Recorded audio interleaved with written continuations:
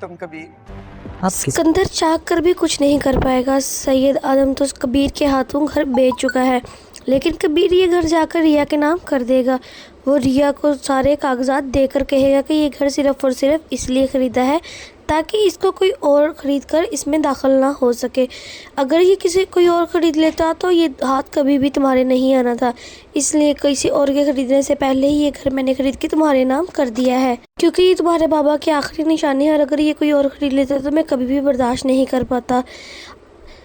जैसे ही इत्तला मिली कि आदम ये घर बेचना चाहता है, इससे ये घर अब सिर्फ इसलिए ख़रीदा ताकि अपनी बीवी को गिफ्ट दे सकूं, ना कि इसकी इंसल्ट कर सकूं।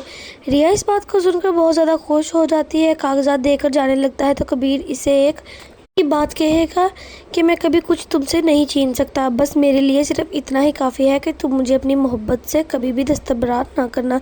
मबीना बेगम जैसे ही कबीर को घर इंटर देखेगी काफ़ी खुश हो जाएगी।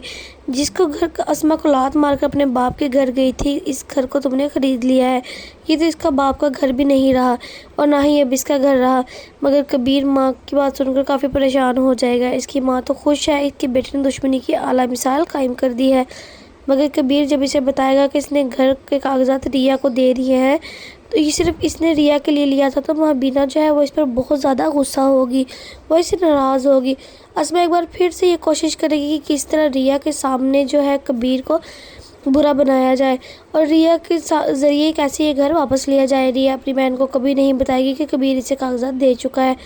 अब दोनों बहन भाई मिलकर ये प्लान बना रहे होते हैं कि किस तरह रिया को एक दफ़ा फिर से कबीर के पास भेजा जाए और इसे ये समझाया जाए कि वो कबीर से मोहब्बत जताए और एक बार कबीर जो है इसकी मोहब्बत में इसे इतनी दौलत जायदाद सब कुछ वापस करने के लिए तैयार हो जाए। इसकी खातिर इसने ये जो बड़ा घर लिया इसके कदमों में इसके कागजात रख दे। और कहाँ इसकी बहन जो एक घर की खातिर अपनी बहन को ही इस्तेमाल कर रही है। सिकंदर और अस्मा का प्लान तो बहुत अच्छा है, मगर रिया इनकी किसी भी चाल में आने वाली है अब नहीं है।